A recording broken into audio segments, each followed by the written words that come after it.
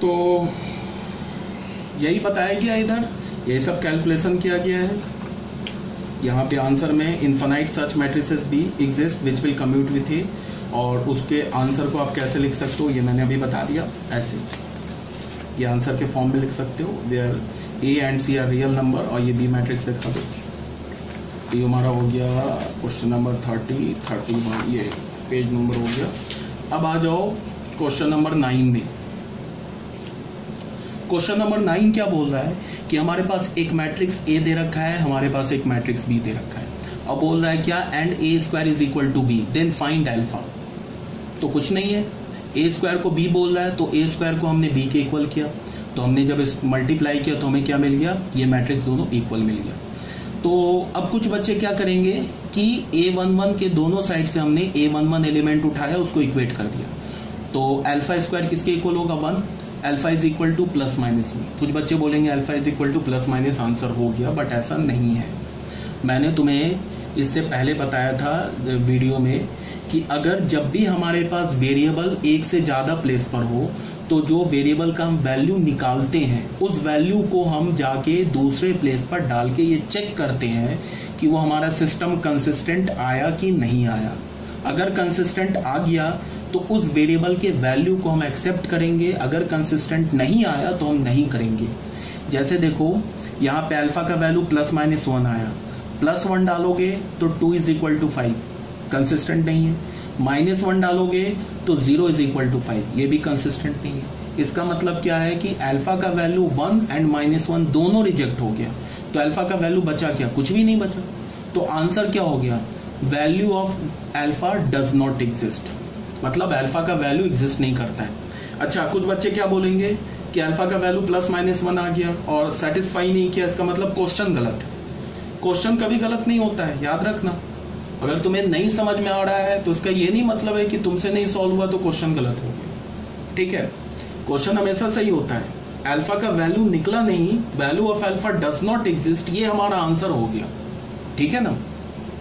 तो ये भी बात हो गई। क्वेश्चन नंबर 9 सॉल्व कर लिया हमने। अब हम लोग क्वेश्चन नंबर 10 पर आते हैं। क्वेश्चन नंबर 10 क्या बोल रहा है, इसको देख लो। If A B is equal to B and B A is equal to A, then prove that A square plus B square is equal to A B. देख लो इस क्वेश्चन को। यहां पे क्या बोल रहा है कि सॉल्यूशन 10 देखो। यहां पे क्या बोल रहा है कि अगर ए बी बी के इक्वल है एंड बी ए किसके इक्वल है, B A is equal to A के इक्वल है, तो हमें क्या करना है, to prove A square plus B square is equal to A B, ये हमें प्रूफ करना है, ठीक है, कोई प्रॉब्लम नहीं है। अब जरा देखो ध्यान से, हमने ए स्क्वायर लिखा तो ए स्क्वायर क्या हो जाएगा, ए इंटू ए, ठीक है। तो अब हम लोग क्या कर सकते हैं, ए यहां रहने दिया, अब इस ए की जगह ये बी ए लिख दिया। क्यों लिख दिया, because B is equal to A. अब फिर हमने मैट्रिक्स का एसोसिएटिव रूल यूज किया, इसको मैं ऐसे लिख सकता हूं, A B into A, associative rule पढ़ा चुके हैं।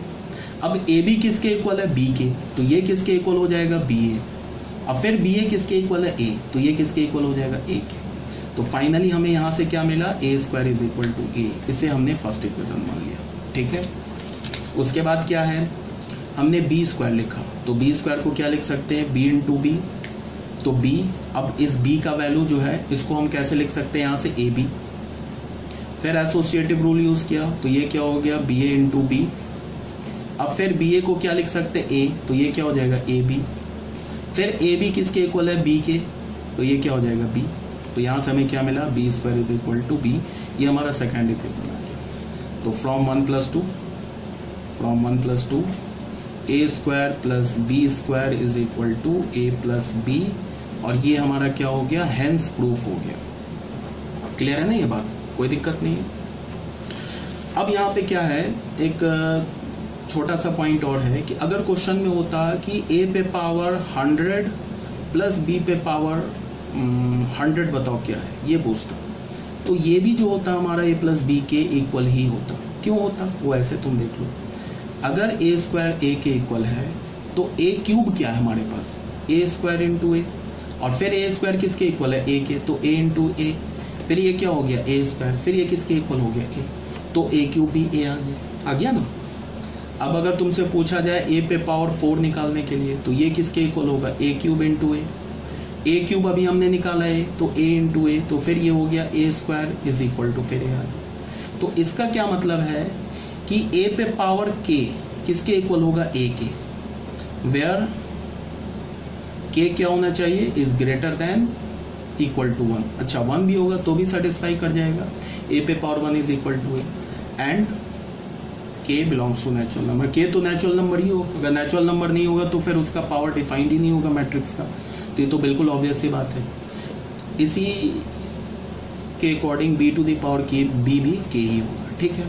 तो अब अगर तुमसे पूछा जाता ए पे पावर 100 प्लस बी पे पावर 96 पूछा जाता, तो ये भी ए प्लस बी ही होता, क्योंकि ए पे पावर 100 भी ए होता, बी पे पावर 96 बी होता, तो ए प्लस, तो ये किसके इक्वल हो जाता, ए के, ये किसके इक्वल हो जाता, बी के।